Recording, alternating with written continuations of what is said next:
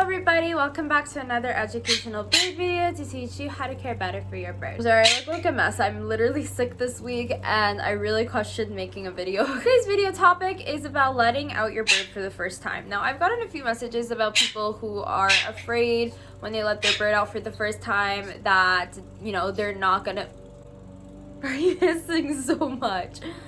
That they're gonna panic, they're gonna not be able to catch them, you know, stuff like that. And so I just wanted to make a video kind of like letting you guys know what to expect, ways that you can countermeasure, you know, if those things do happen, and how to prepare the room for the first time that they get out. So first of all, you want to let your bird out once they are comfortable with their surrounding and they know the area. So I would give them about 2 weeks that they know you, they can observe their surrounding, and that they are in a room, not really such an open space like the kitchen or living room. It just makes it a little bit easier. But if they are in the living room or kitchen, that's fine. Like, just follow my little rules.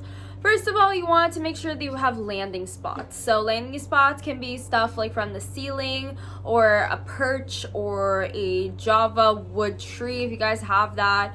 Just anywhere that when they fly, they can circle and land on, and they have options to land, because otherwise they're not gonna really land in places that you want them to. So it's better to have those options. The second one is probably close the windows. You don't want them to get spooked, panic, and then fly into a window. That's going to end very badly. So if you guys have curtains or blinds or whatever it is, just close up those windows and make sure that, you know, they're not exposed to it. You guys can teach them what windows are later, and you guys can see that in my video, 5 essential things your bird should be trained to do. But for now, just leave the windows closed until you know their flight pattern, they're comfortable with you, and you know you can start getting them more used to the room, but maybe not for the first time. Close the door, make sure that they are just within the surrounding that they are comfortable with and they know. Don't really let them go into different rooms for now in your house, because they don't know that surrounding and they might panic and not know what to do. So just keep them within one place until, you know, they're comfortable with it, and then you can slowly start introducing them to other places. But just for the beginning, you know, keep it simple, keep it safe. Some birds, for the first time when you let them out, they might not actually fly. A lot of them might just come out of their cage and just stand there and kind of just look around, and then they're like, okay.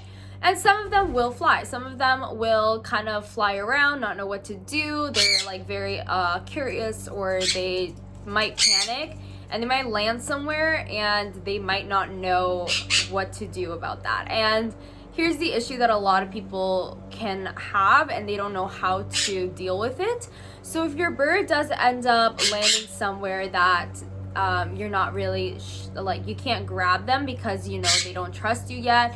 And if they do, that's great. That will make it so much easier for you to like pick them up and stuff. But they kind of just stay in one spot, maybe like on a countertop or a shelf, and then you're like, I don't know how to get my bird down. Don't panic. It's their first time. Just try and wait it out and see if they can figure it out themselves, fly to somewhere else. Now, if they are really spooked and it's starting to become their bedtime, or it's been hours and, you know, they haven't eaten or drank anything, then this is where I would put some techniques into place. So you can either try and bribe them with some treats. You can try putting your hand near them and see if they will allow you to pick them up, because they might be so spooked that they're like completely still and they just don't move. So that will make it easier to pick them up. In the most extreme case scenario where nothing is working, turn off the lights, grab a towel, pick them up really quickly, and then put them back in their cage. Because when the lights are turned off, birds do not move because they cannot see in the dark. So this is a really easy way to grab a panicked bird. And just, if they do panic, in this small case where they do panic with the lights off, turn them back on immediately. You don't want them bumping into anything. This is also applies to people who don't know how to get them back inside their cage, or they're panicking because, you know, they can't, like, they're like, how do I get them inside their cage? So you can also try putting treats on top of their cage or near their cage, and they will learn, or they might already know that their cage is their safe zone. Usually birds' cage is where they feel comfortable, they feel safe, it's where they sleep, they feel like, you know, nothing is gonna hurt them there. So a lot of birds by instinct will return to their cage, especially if, you know, the sun starts going down and they are kind of like feeling aware that it's almost bedtime for them. These birds do go by a natural circadian rhythm of, you know, when the sun comes up, when the sun comes down. And if you guys are not really following that because of where you live, then just start dimming the lights, start closing up windows, which they should already be closed, and just fake stimulate that feeling of that night is coming, and they will start to like hopefully go back to their cage. Try and keep the environment calm. You don't want them panicking and smacking into anything. You don't want to stress them or overwhelm them by trying to catch them all the time. Just give them time to learn. You guys cannot be so overprotective, like an overprotective parent. You guys gotta allow them to learn. You gotta allow them to explore, and you gotta allow them to get used to this new surrounding.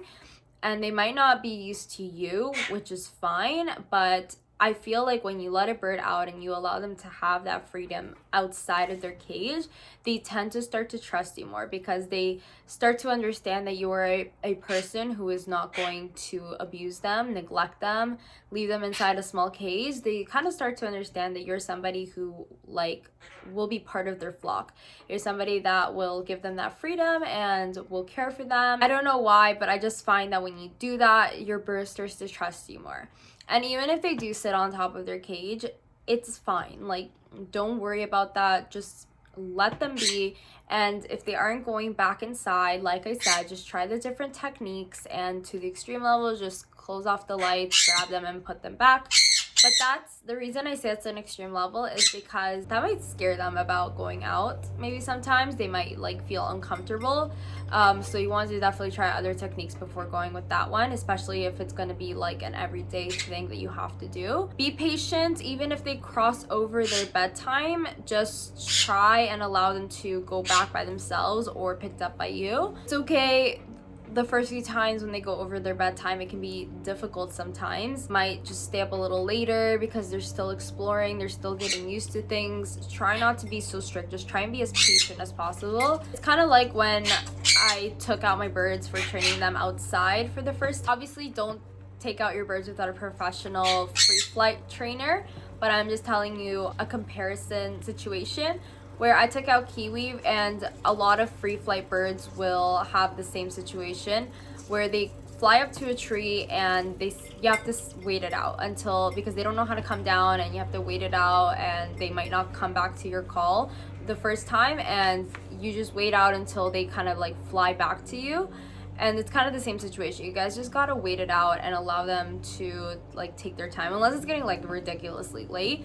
Just allow them to take their time to feel comfortable and feel brave enough that they can move around, that they can come back. I feel like too many people panic at the first time that this happens, and you really gotta remain calm. You gotta just allow them to kind of grow up, you know what I mean? Like you can't just be so overprotective and not allow them to explore and take their time to do this. People kind of just expect either them to be like perfectly okay with every surrounding or not.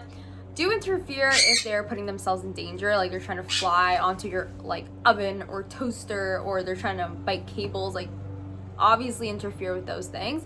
But if they're just like walking around, flying around to different places, like exploring different things, just allow them to do that. Allow them to just experience the world, because that is all that it is. So that was the video for this week. I hope that kind of helps to give some advice and clarify like letting your bird out for the first time.